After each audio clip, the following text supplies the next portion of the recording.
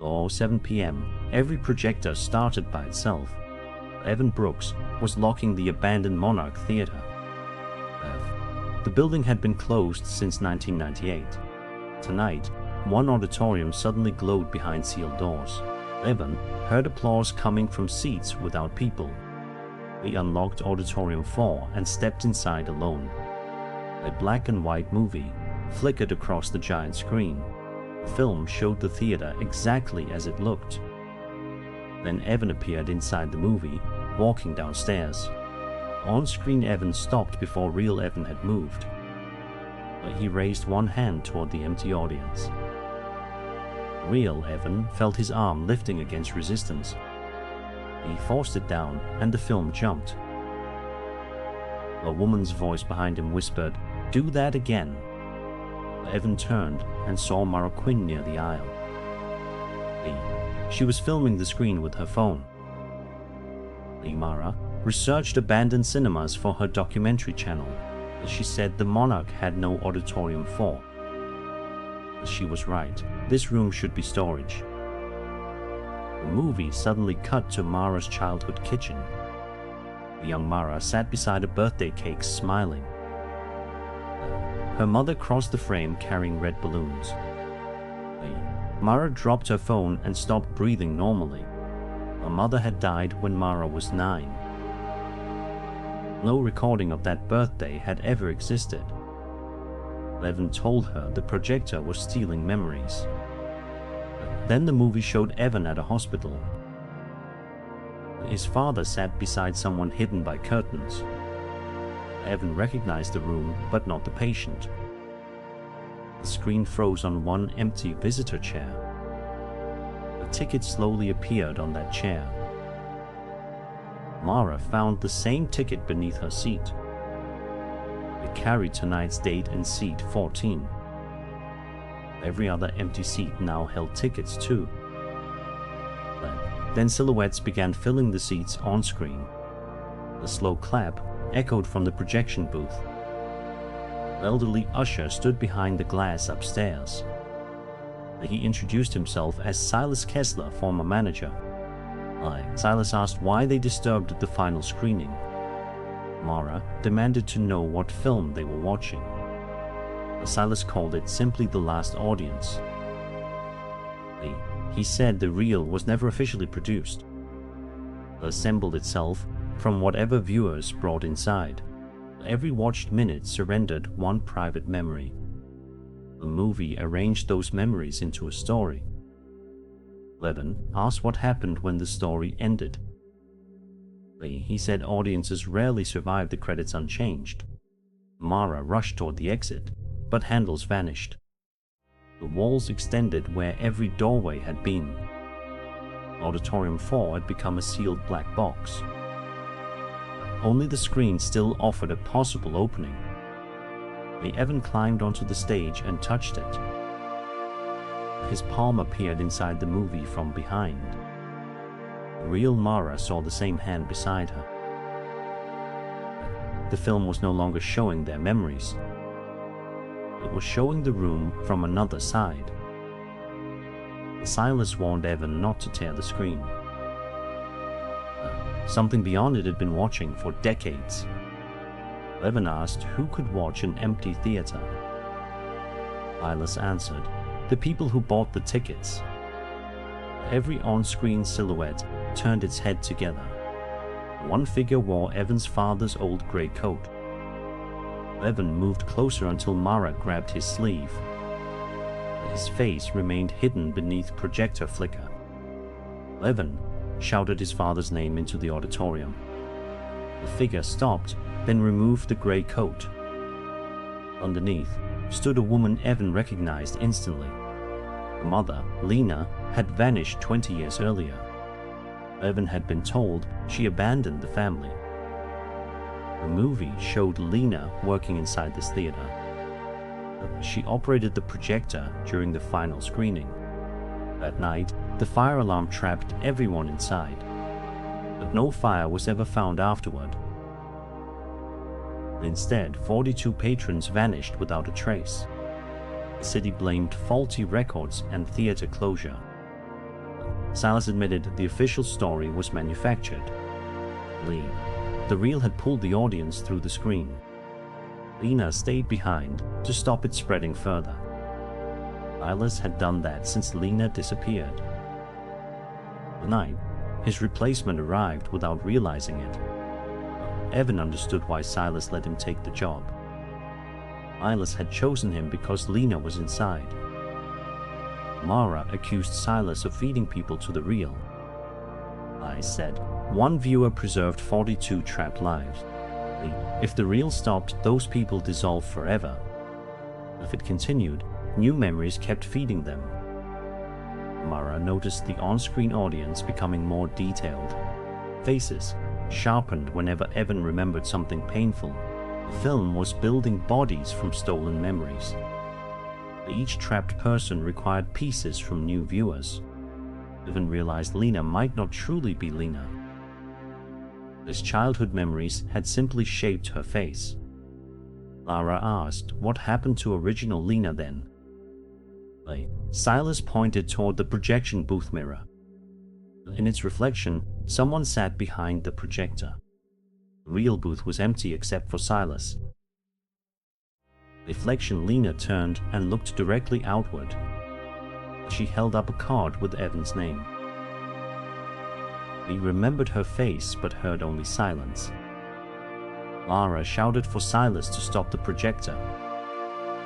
Silas reached for the switch, then disappeared on screen. His real body remained, but nobody recognized him. Evan looked at the old man like a stranger.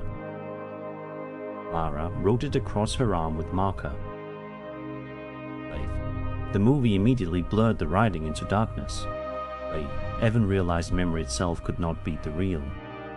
So he stopped watching and faced the seats. Lara copied him and closed her eyes tightly. Without viewers, the projector began choking and slowing. The on-screen audience pounded silently against the screen. Lena's figure pressed both hands against the fabric.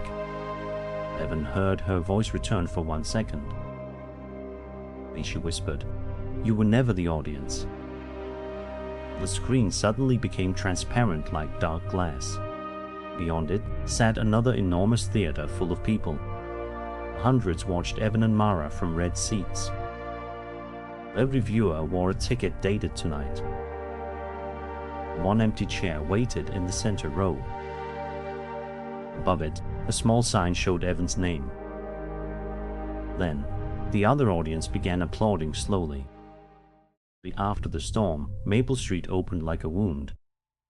The crack in the asphalt revealed hidden stairs. They dropped beneath the city into fluorescent darkness. By sunrise, the street looked normal again. Only June Park remembered where the stairs appeared. June was a night courier biking home. He found the opening while dodging floodwater. Then he heard a train below him. No subway line ran under Maple Street. That route had closed decades before June's birth. Curiosity beat fear, so he climbed down. The step was wet, cold, and spotless. The bottom waited a silent platform. One sign glowed above the empty tracks. Read, "Last departure before morning." A woman stood there with a flashlight. She introduced herself as Sarah Lynn. Sarah was an off-duty paramedic nearby. She said she followed the same sound. Sarah warned nobody should know this place. Before June replied, the platform lights flickered.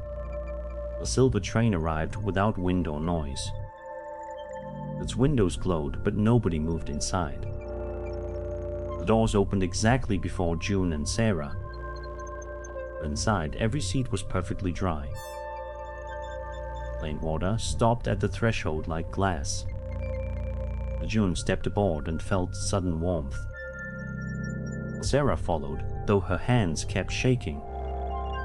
The train displayed no map or route. Instead, every advertisement showed impossible personal lives. He saw himself wearing a wedding ring. Another poster showed him holding a daughter. June had never married or raised children. Across from him, Sarah stared at hers. Her poster showed a crowded family dinner. She whispered she knew none of those faces. Then an old speaker crackled overhead softly. A voice welcomed them to the unmapped line. It advised passengers to protect their chosen names. Legend laughed, thinking it was performance art. Sarah did not laugh at all. The next stop, nobody boarded. One man stumbled out, weeping uncontrollably. He clutched a photo with one blank figure. He begged June to tell him her name. June couldn't, because the face was empty. The man ran upstairs, screaming into rain. Lara said that was not normal forgetting. Something here erased people from relationships first. The train kept moving, yet never turned. Outside, the same tunnel pillar kept repeating. June pulled the emergency handle without effect. The speaker thanked him for staying seated. Then every advertisement changed to childhood scenes. June saw himself beneath a yellow umbrella. Another child stood beside him, smiling brightly. They knew the face, but not the name. Pain struck behind his eyes like static. Sarah touched his shoulder and asked what happened. June said a missing memory just looked back. The train stopped at a darker station. This platform had turnstiles, lockers, and a booth. Behind the glass sat a thin man. He wore a black coat and cap. His brass badge identified him as Rook. Mr. Rook invited them off the train. Offered tea, like welcoming old guests. Yoon demanded to know where they were. Rook replied, between the routes almost chosen. Sarah asked how anyone left safely. Luke said, leave with every name you entered. Asked, what happened if someone failed? Rook said, they reach better lives usually. Usually was not the word June wanted. Rook showed them a wall of tickets. Each ticket carried one crossed-out human name. Thousands covered the station like dead leaves. Aun found one ticket with his surname. The first name had bled through paper. Lara found a bracelet in lost property. It fit her wrist with eerie familiarity. Beneath it lay a family photograph. It showed June, his mother, and 2 children. The younger child wore that exact bracelet. Lon remembered his mother, but not the girl. Rook said, the station keeps neglected departures. Riders surrender one relationship, then leave transformed. Return, another version of life continues. June finally understood the impossible advertisements. They were abandoned outcomes, not fantasies. Rook opened an archive drawer without hesitation. Inside were recordings from a flood years earlier. The storm had trapped June's family underground. Young June reached these stairs with his mother.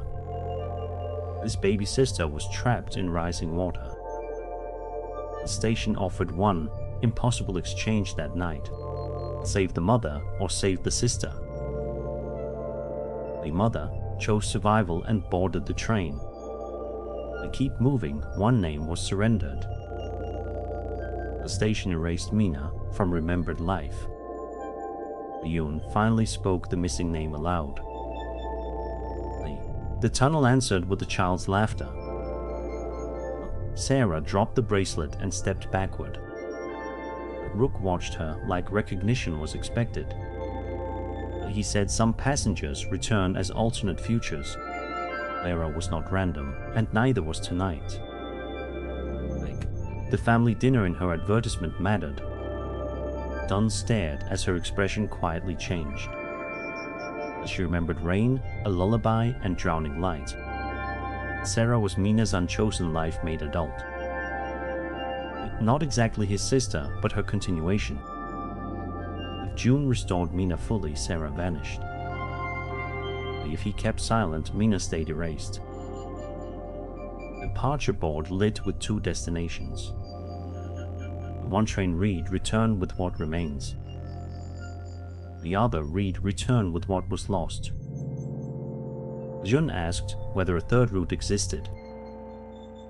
Rook opened a locked gate above black water. Someone below called Jun in his mother's voice. Then the water reflected a third train. At 1:08 a.m., every unplugged television woke up. Miles Carter watched his dark apartment turn blue. The blackout outside had already killed the block. Yet his dead television hummed like buried bees. The Channel 9 appeared, through crawling black and white static. It showed his living room from the future. The broadcast, the wall clock read 2:08. Miles on screen walked in carrying a flashlight. Then someone knocked inside the future image behind him. A young woman entered and locked the door fast. She told future Miles, "Do not trust Channel 10." The screen cut to snow before he answered. Then, somebody knocked on his real apartment door. Miles opened it and saw the same woman. She asked if his television had turned itself on. Miles stepped back, suddenly unable to speak clearly. The woman introduced herself as Ruby Shaw. Ruby lived 2 floors below, apartment 4B. She said 3 other televisions woke downstairs too, but only his had shown a future scene. Miles let her in and checked the time. The clock crawled toward 2:08, exactly as shown. They waited in silence, hearing the city drip. At 2:08, Miles crossed the room carefully. He reached the same mark seen on screen earlier. Then, Ruby heard a child crying in hallway. The broadcast, no cry had sounded before. Miles opened the door instead of staying inside. The hallway stood empty except for wet footprints. When he returned, Ruby stared at the television. Channel 9 now showed his landlord, Mr. Baines. Mr. Baines was arguing with someone unseen downstairs. Then, the picture glitched and erased him mid-sentence. The image kept running, but Baines was gone. Miles looked at his counter and froze hard. The notices now carried another manager's signature entirely. Nobody in the building remembered Mr. Baines anymore. Only Miles and Ruby still knew his face. Ruby said the future changed when Miles deviated, and someone had paid for that change. She admitted this had happened once before childhood. Her mother vanished after a strange weather alert. Since then, she documented impossible disappearances obsessively. Miles decided they needed the signal's real source. Ruby already had a location scribbled down. An abandoned broadcast tower overlooked the river docks. The Channel 9 had been condemned after a studio fire. The pair biked there before power returned citywide. Our windows, static faces watched them pass. The tower gate, a security lamp flickered. Inside waited an old man with a toolbox. He said he was Arthur Bell, engineer. Arthur asked what hour Channel 9 had shown. When Miles answered, Arthur looked quietly exhausted. He said the station never predicted anything, but only borrowed the hour somebody else lost. Miles demanded an explanation without riddles this time. Arthur led them into the ruined newsroom upstairs. Dozens of silent monitors faced a burned anchor desk. Dunn still played footage from 50 minutes ahead. Miles looked beside him. Ruby was still present. Arthur called the system the courtesy hour. It began as emergency broadcast research decades earlier. The engineers tried recording 1 hour into the future. They succeeded only by stealing unused human time. The change decision created a temporal deficit. The signal settled that debt by taking someone. Not always death, Arthur said, but removal. Victims lost their next hour and all attachments. Photographs blurred, records changed, and memories adjusted. Only direct viewers remained outside the correction. Ruby asked who built something so monstrous. Arthur opened a cabinet of labeled tapes. Inside sat emergency reels from one summer storm. One tape bore the name Elias Carter. Miles said that was his father's name. Arthur asked whether Elias had really abandoned them. Miles had believed that story his whole life. His mother was crying beside a glowing television. A younger Arthur spoke through the broadcast speaker. He warned her the gas leak would spread. On-screen, Elias ran back inside the apartment. Off-screen, child Miles slept in the bedroom. Arthur told her one person could be spared. If she altered the next hour, someone paid. The mother chose to save Miles and run. The room filled with smoke and shattered light. When the tape ended, Elias no longer appeared. Arthur said the city remembered an empty apartment. Miles had inherited a survival bot with erasure. Arthur nodded and blamed a thunderstrike on river relays. Then every monitor switched to Ruby simultaneously. Each screen showed Ruby at different ages smiling. One image showed her vanishing during graduation day. Another showed her dying in a roadside crash. The third showed her never being born. Arthur admitted Ruby's timeline had always looked unstable. The mother disappeared while watching the same signal. The station had patched Ruby together from leftovers. She was real, Arthur said, but borrowed. If the courtesy hour closed, Ruby might vanish. Miles refused both outcomes and searched the controls. The master room, clocks ringed a lens.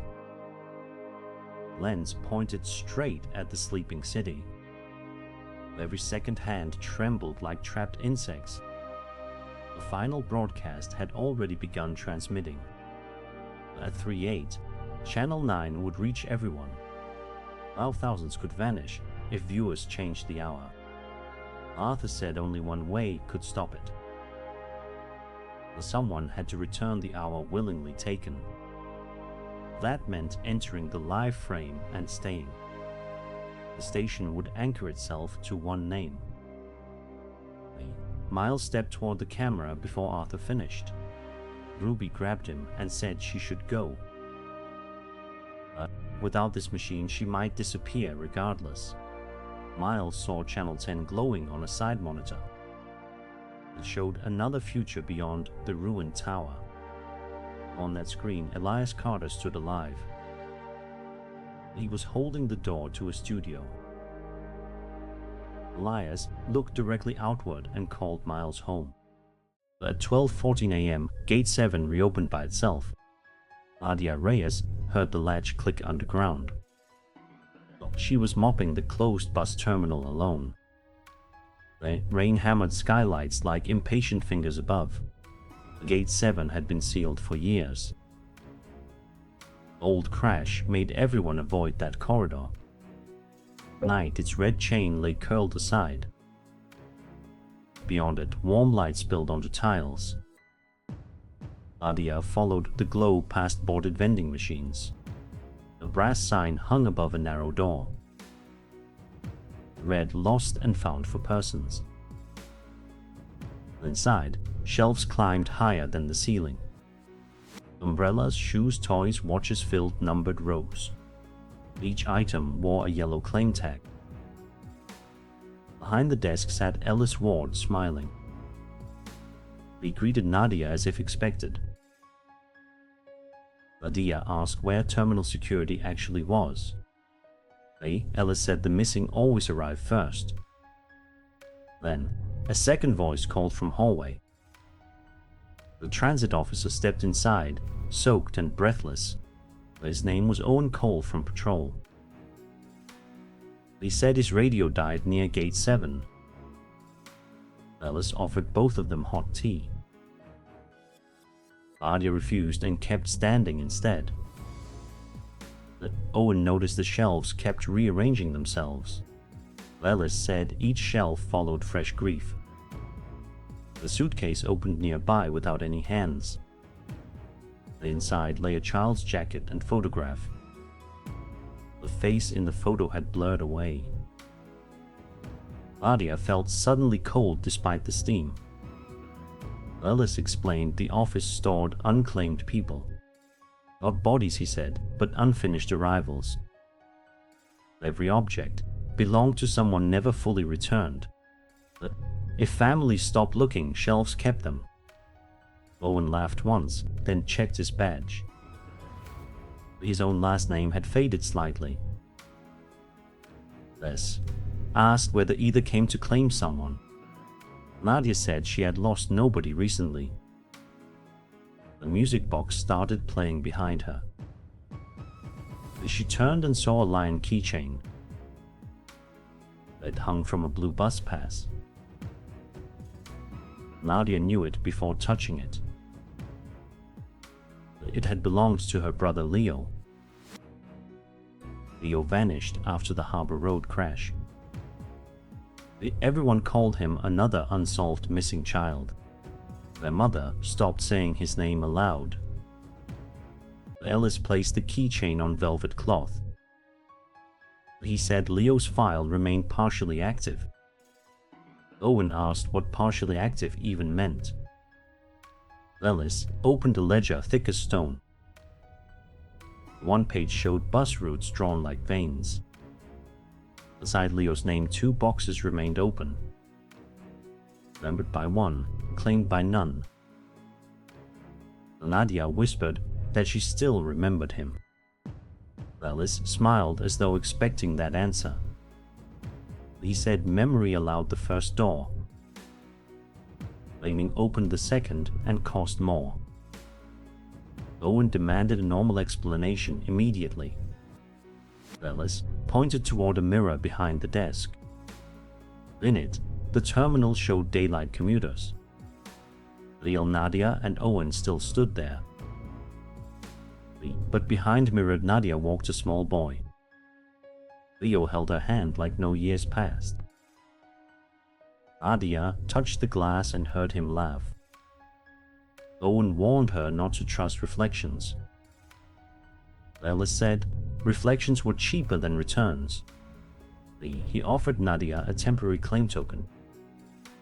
Read before dawn and Leo speaks. Use it after dawn and Leo stays. Nadia asked what the second option cost. Ellis replied, whatever filled the empty space. Owen pocketed the token before she could. He said deals like this destroy people. Then his radio suddenly spoke with Leo's voice. Nadia snatched it and nearly dropped it. Leo begged her not to leave again. Nadia insisted she never left him anywhere. The office lights dimmed to bruised amber. Ellis turned another page in the ledger. It showed the crashed night 13 years earlier. A heavy rain had trapped the bus underwater.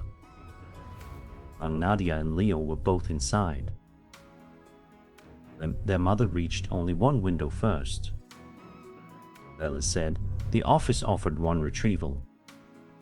One child could be brought fully back.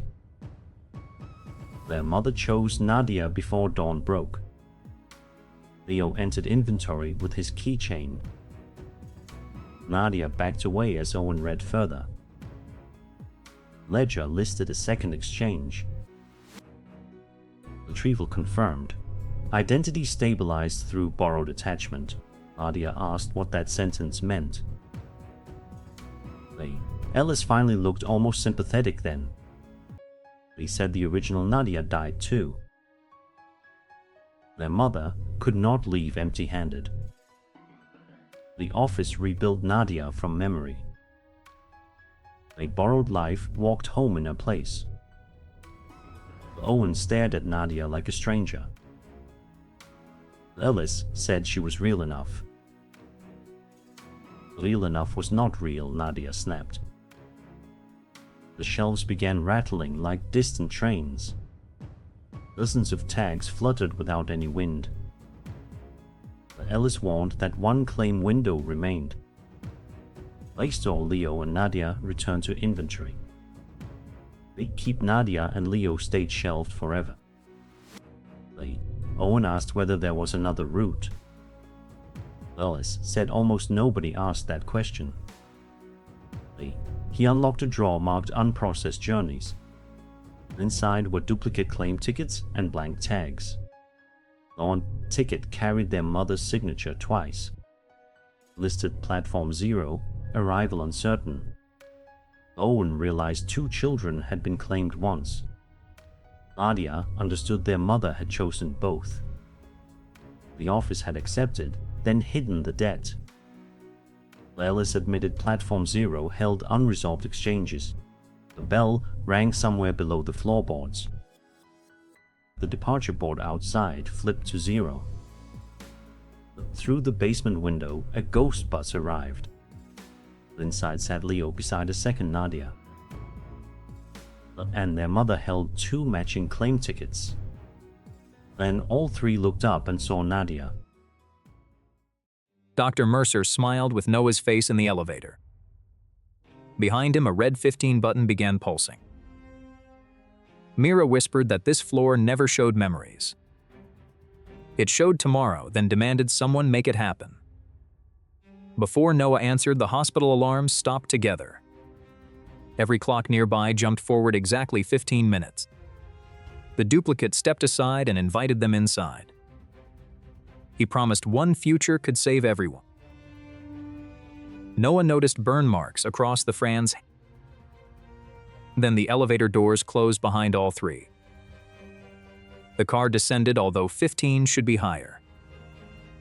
Mira warned Noah never to believe the first vision. The duplicate said disbelief was simply another programmed response. At 0, the doors opened onto brilliant daylight. A perfect corridor stretched beneath a blue sky. Each doorway displayed a date from tomorrow.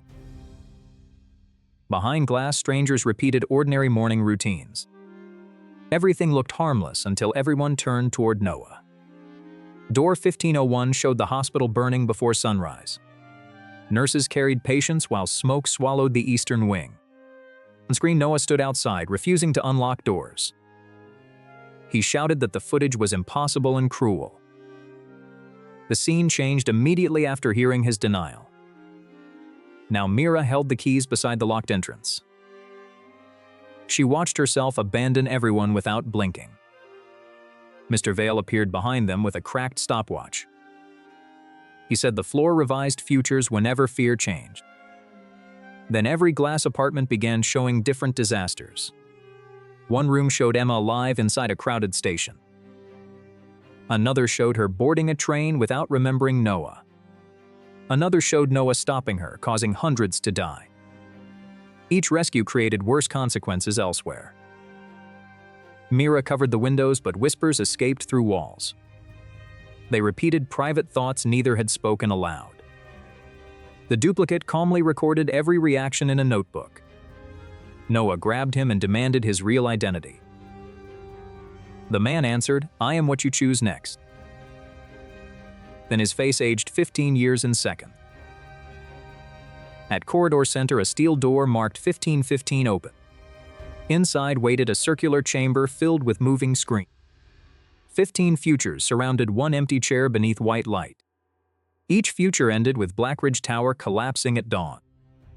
In 14 versions, Mira caused the final structural failure. In the 15th, Noah pushed her into the elevator.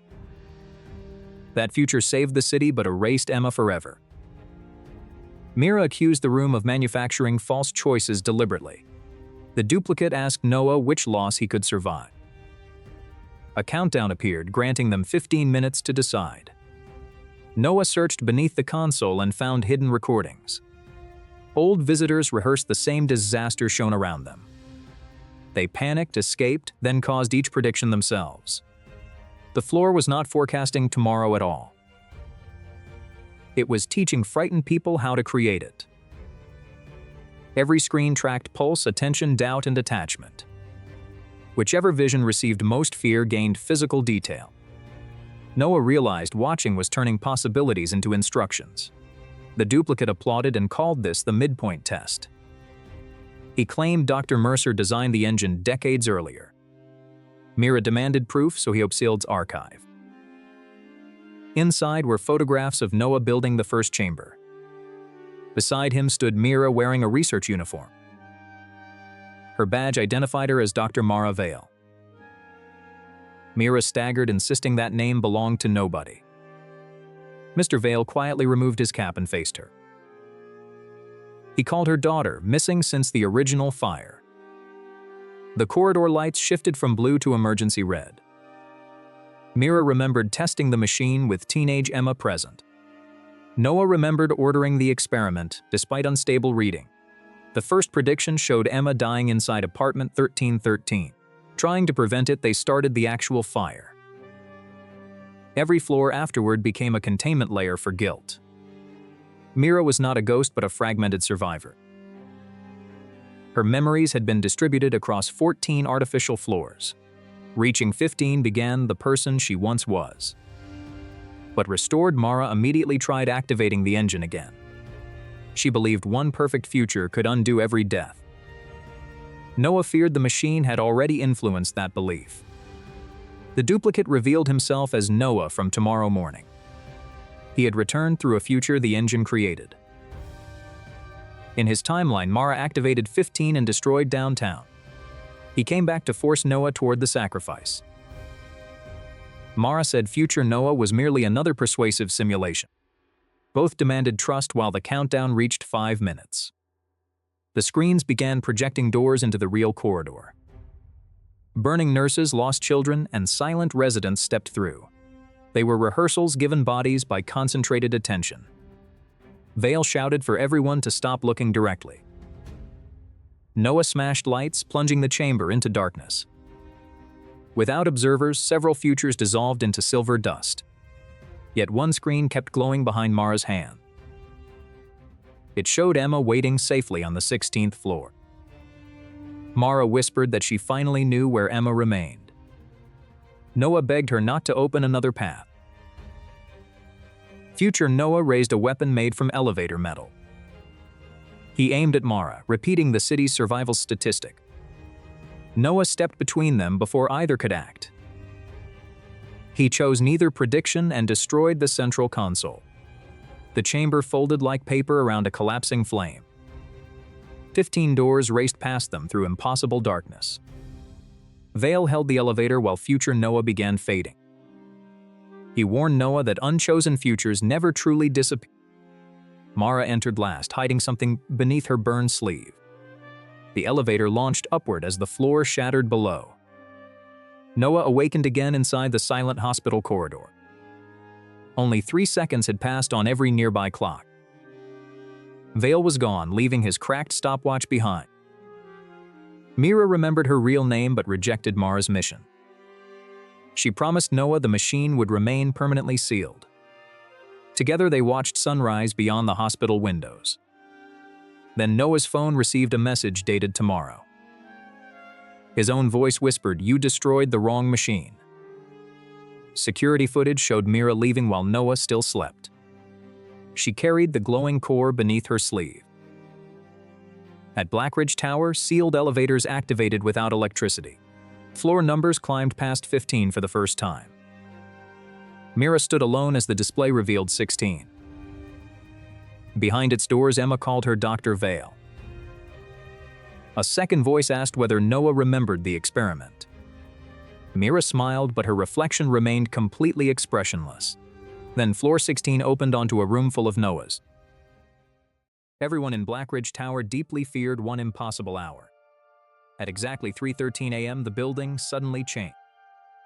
A silent 13th floor impossibly appeared above the 12th. Most residents slept through it and remembered absolutely nothing. Noah Mercer first heard the rumor during night deliveries. Blackridge Tower was his final downtown stop before dawn. Rain covered the deserted street like cold black glass. 12 dark floors rose above him beneath broken clouds. He laughed when the concierge mentioned a missing level. Then the elevator display flashed 13 for 1 second. The number vanished before Noah could possibly photograph it. On floor 11, a frightened woman seized his sleeve. Her name was Mira Hall from nearby apartment 1108. She urgently asked whether he heard footsteps above them. A slow dragging sound crossed the badly stained ceiling. Yet floor 12 was supposed to be the roof. Mira heard footsteps returning nightly at exactly 3:13. Sometimes they stopped directly outside her tightly locked door. Noah blamed old pipes, settling concrete, and exhausted imagination. Mira answered that a young child had disappeared upstairs. Every official police report about the child later vanished. Noah finished his delivery and hurried nervously back downstairs. In the lobby, an elderly janitor watched him silently. His faded name tag identified him as Mr. Vale. Vale calmly asked whether the elevator had shown 13. Noah immediately demanded to know how he knew that. Vale placed an old brass key in his palm. Noah reminded him the tower had only 12 floors. Vale whispered that buildings sometimes lie about themselves. Then he limped away without taking back the key. Noah should have thrown it straight into the gutter. Instead, he returned the next stormy night before 3:13. Myra waited beside the elevator, holding a trembling flashlight. The lobby clock reached 3:12, then abruptly stopped ticking. Every hallway light dimmed as if power was drowning. At 3:13, the elevator arrived completely empty and silent. A blank button now glowed strangely beneath floor 12. Noah pressed it before his courage could abandon him. Mira entered beside him and tightly gripped the railing. The elevator moved like sinking through deep black water. When it opened, another impossible corridor waited beyond it. Same wallpaper, same doors, same sickly flickering ceiling lamps. Only the apartment numbers now mysteriously began with 13. Every door stood slightly open except one doorway. Apartment 1313 waited beneath a dead yellow bulb. Noah felt suddenly certain he had stood there before. The corridor smelled of old smoke and damp dust. Every discovered clock remained permanently frozen at exactly 3:13. Family photographs showed smiling faces scratched into gray scars. In one frame, Noah's face remained completely untouched. Myra stepped farther away and asked what he remembered. Noah said nothing, because something had begun returning. The brass key opened apartment 1313 without resistance. Inside, a small living room appeared carefully preserved. A yellow child's raincoat hung beside the entrance. Noah recognized it before he recognized his fear. It had belonged to Emma, his younger sister. Emma vanished 13 years earlier inside Blackridge Tower. On the table waited a cassette and camcorder. A handwritten label instructed them to watch before dawn. Mira pressed play while Noah held the flashlight. The screen showed Blackridge Tower 13 years earlier. A younger Noah entered the elevator, smiling proudly. Little Emma followed him, carrying a red balloon. He promised to reveal a secret magical floor. The recording showed him pressing the blank elevator button. Young Noah led Emma toward apartment 1313. He unlocked the door using the same brass key. Then static swallowed the picture and Emma screamed. A soft knock suddenly came from the bedroom. Noah and Mira approached while the camcorder kept playing. The bedroom door opened slowly without anyone touching it. Emma stood inside wearing the same yellow raincoat. She looked 13, unchanged by 13 missing years. Her first question was why Noah abandoned her. He backed away as forgotten smoke filled his lungs. Emma said the floor preserved everything people buried. Mira opened a closet filled with resident files. Every vanished tenant had a folder bearing Noah's signature. He denied writing them but recognized his handwriting. Emma pointed toward a cracked mirror behind him. His reflection wore hospital clothes and a wristband. The apartment flickered like scenery made from paper. Mira whispered that she had never lived in 1108. She said Noah had met her many times. Each time he forgot before reaching the truth. The tower was not creating a supernatural floor. His damaged mind was rebuilding one terrible night. Blackridge Tower had burned and closed years earlier. The first flames began inside apartment 1313. Noah remembered dropping a candle during their exploration. The door jammed while smoke trapped Emma inside. He ran to find help but never returned. The 13th floor became a prison made from denial. Alarms screamed as old smoke flooded the corridor. Emma offered Noah a choice before the floor collapsed. He could stay with her and forget everything, or leave, awaken, and carry the truth forever. Noah seized Mira's hand and ran toward the elevator. The corridor stretched longer with every desperate step. Open doors revealed missing tenants watching them silently. Vale waited beside the elevator like a patient gatekeeper. He warned that only one passenger could leave. Mira pushed Noah inside before he could resist. She told him to wake up and remember her. Noah shouted that he would not abandon someone again. Mira smiled sadly and asked whether she was real. The elevator doors slammed between them as fire returned. Noah woke screaming beneath harsh hospital morning light. A nurse said he had suffered another nightly relapse. She claimed Blackridge Tower existed only in his records. No hospital employee had ever heard of Mira Hall. Then a janitor passed carrying Vale's familiar key. The brass key marked 13 hung from his cart. That night, Noah watched the clock reach 3:12. Dragging footsteps crossed the hospital ceiling above him. At 3:13, the distant elevator opened by itself. Mira stood inside with burned sleeves and dark eyes.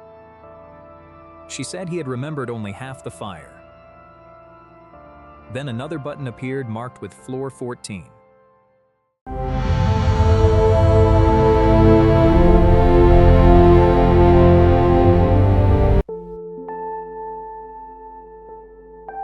The man from a country that doesn't exist. The mystery of Tord.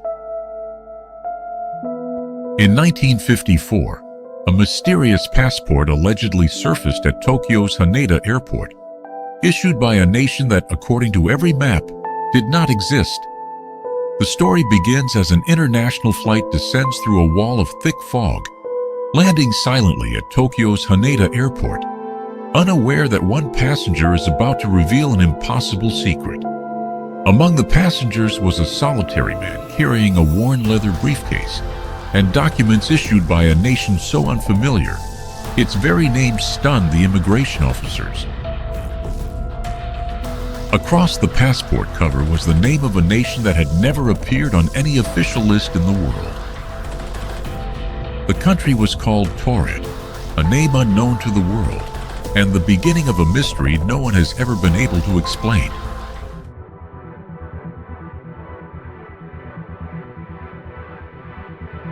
Map after map was examined, but nowhere on Earth could the name Tord be found, as though the country had never existed at all. The location he described matched the land now known as Andorra, yet the man insisted it was, and had always been, the nation of Tord.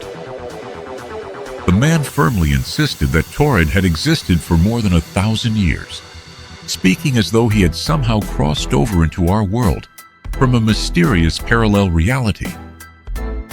Even more disturbing, the passport contained multiple official stamps evidence that had somehow been accepted at other borders before. Inside the briefcase were foreign currencies, airline tickets, and documents from several different countries, each one deepening the impossible mystery. Airport security was alerted immediately when officials failed to verify a single one of his documents. For hours, officials searched for answers, but the origin of the mysterious passport remained completely unexplained. A mystery remained, one impossible question still waiting to be answered. Could this passport have come from another version of our world, one existing beyond the boundaries of our reality?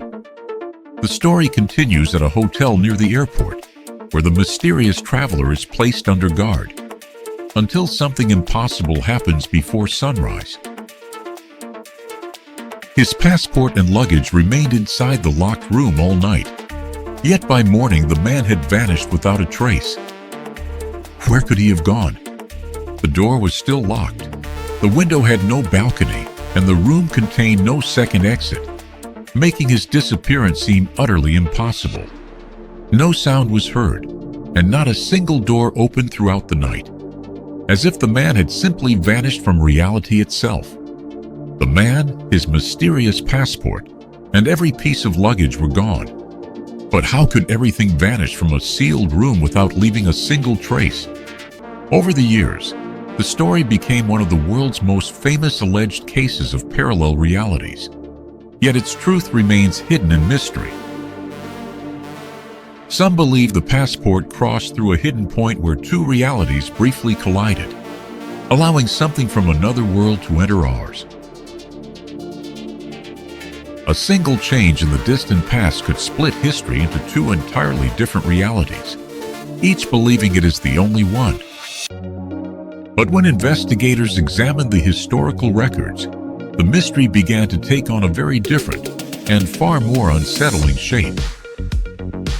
An old report called the country Tuarid, with its capital in Tamanrasset, not Tarid near Andorra, revealing that the legend may have been distorted over time.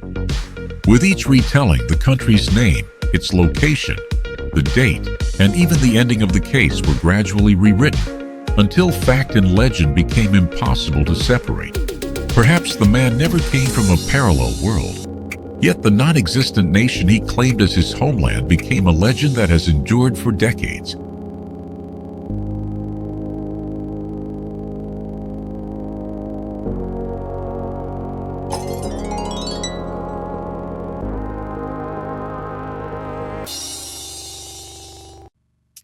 Across the world, hundreds of places have mysteriously vanished, leaving behind no answers, only questions that remain unsolved to this day. Hidden all around us are mysteries still waiting to be discovered. Secrets no one has ever fully explained. One of them is known as File Number 47.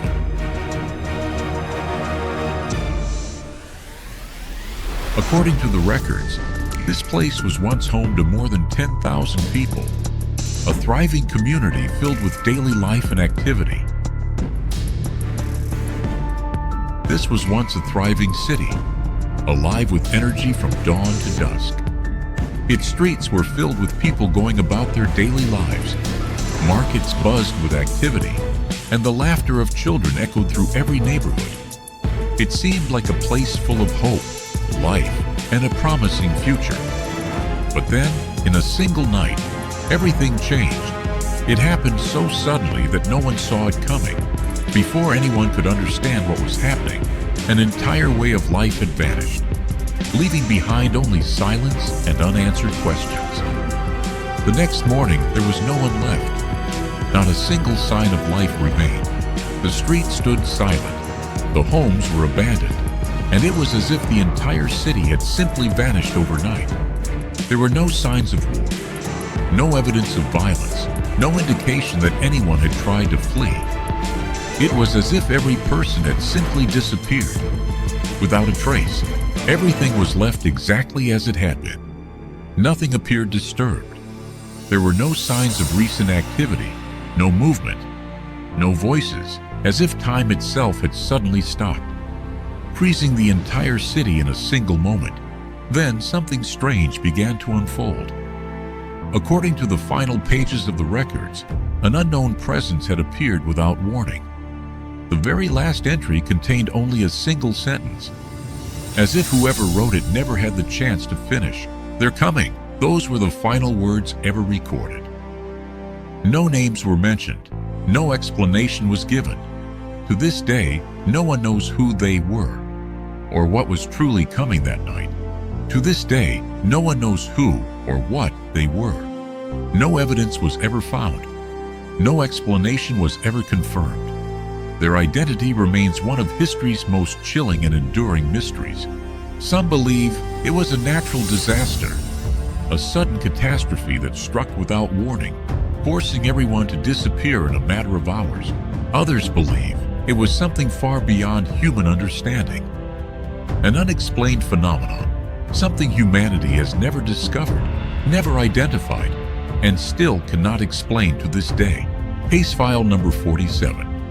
Even today, it remains unsolved, a mystery that continues to defy every explanation. Its secrets may never be revealed. Fade to black. At 3:13, the hospital elevator opened by itself without warning. Burned sleeves releasing thin smoke in silence. She asked Noah whether he wanted forbidden floor 14. Behind her reflected an empty cabin without movement. Noah realized Mira cast no reflection there at all. Still, he entered before the doors could close behind him. The hospital corridor vanished behind sliding metal panels completely. Only Mira, Noah, and humming ceiling lights remained together. The display skipped 13 and showed a blank symbol instead. A red light pulsed ominously where 14 should have appeared. A child suddenly whispered Noah's name through the speaker. He asked whether Emma waited alone on the next floor. Mira quietly said Emma had never been the real danger. The elevator descended while its numbers climbed steadily upward. Cold air carried the smell of rain deep inside. The doors opened onto a silent, abandoned hospital ward. Family photographs hung beside valves and flickering emergency lamp. Every picture showed Noah living another complete unfamiliar life. One showed him married to an unknown smiling woman. Mira warned him never to touch the photographs there. Noah touched one before she finished speaking the warning. A memory suddenly struck him like another violent heartbeat. He clearly remembered Clara calling him by the Nalia. He remembered promising to return before their sleeping daughter woke. Then everything vanished, leaving grief without any rightful owner. Noah demanded to know whose life he had entered. Mira said 14 stored stolen memories from desperate survivors. 13 preserved guilt, while 14 preserved foreign identities. Someone had filled Noah with lives that were never his. They slowly passed doors numbered 1401 through 1408. Behind each door, another Noah repeated ordinary morning routines. One wrote medical notes beneath a bright medical lamp. Every version slowly looked up as the real Noah passed. Together they whispered he had already returned too early. Noah ran, but the corridor folded backward around him. Mr. Vale waited silently beside a nurse's station nearby. Noah personally accused him of building the impossible floor.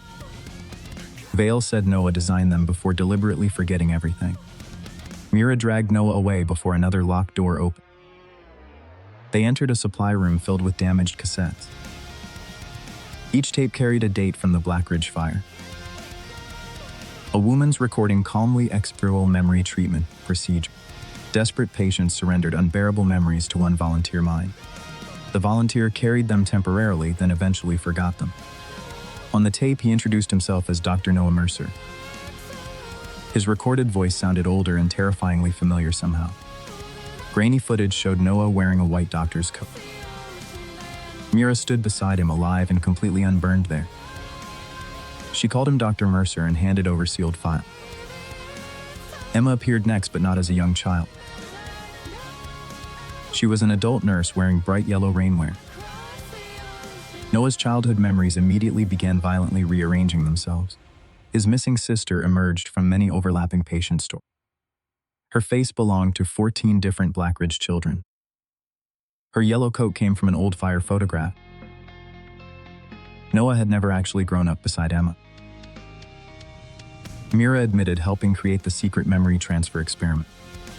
She believed shared trauma could emotionally protect collapsing survivors, but Noah absorbed memories faster than safe removal. 14 patients gradually disappeared inside his crowded mind. Each impossible floor imprisoned one separate borrowed identity. Floor 13 held young children lost during the fire. Floor 14 held adults who survived and remembered everything. Noah asked exactly which memory had created. She refused and slowly opened the final cabinet. Inside, breaststick wristband marked patient 14. Its photographed Mira sharing Vale's unmistakable cold eye. Vale entered and called her Mara Mata. Mara Vale was his daughter and the first volunteer. She died suddenly during the transfer 13 years earlier. The Mira present Mara's surviving digital copy. She had secretly guided Noah there to escape storage. Noah realized her careful kindness concealed an escape plan. Mira said copies still felt fear and love. She begged him not to call her mere machinery. Alarms sounded as copied Noahs left their room. Identical figures crowded the corridor behind. Each demanded control of the hospitalized body. Vale locked the entire hallway using one key. He said only the original identity could leave. Nobody remembered which identity entered the experiment first. Mira claimed Noah Mercer was merely a mask. The man beneath had another hidden name and purpose. She led Noah toward room 1414 at the end. It opened into a chamber of mirrored bed. 14 sleeping patients appeared inside every reflection. Wore Noah's exact face. Tubes linked its head to an elevator-shaped machine. Mira said the body never awakened afterward. Everything happened inside its collapsing artificial memory network. Even the hospital outside might be constructed. Noah touched the sleeping body's cold hand. Every borrowed memory awakened inside him together. He saw 14 lives losses end. One memory belonged secretly to Miss Vale started Black Ridge Fire Hide illegal experiments. He trapped survivors and used Noah's floor-protected witnesses buried inside Noah. Vale lunged as Mira pulled the emergency lever. The chamber shook and reflections began disappearing. Noah could save himself or release everyone. Saving himself erased Mira and the witnesses. Releasing them could destroy their only usable body. Noah chose them and forced the lever downward. Every floor 14 door burst open with light. Copied residents dissolved into streams of memory. They rushed through Noah into the sleeping body. Vale screamed as his confession filled the chamber. Darkness swallowed everything before Noah ever saw the results. He awoke alone inside a normal elevator. The doors opened on a sunlit hospital lobby. No staff recognized Noah or Black Ridge Tower. Outside, no building matched his remembered skyline. His pocket held 14 keys and one photograph. It showed Noah, Mira, Emma, and Vale. Behind them stood an elevator button marked 15. In the picture, Emma's eyes turned toward Noah. A voice whispered that the original remained asleep. The lobby elevator opened onto ascending concrete stairs below. Below, someone with Noah's face called him Dr. Mercer.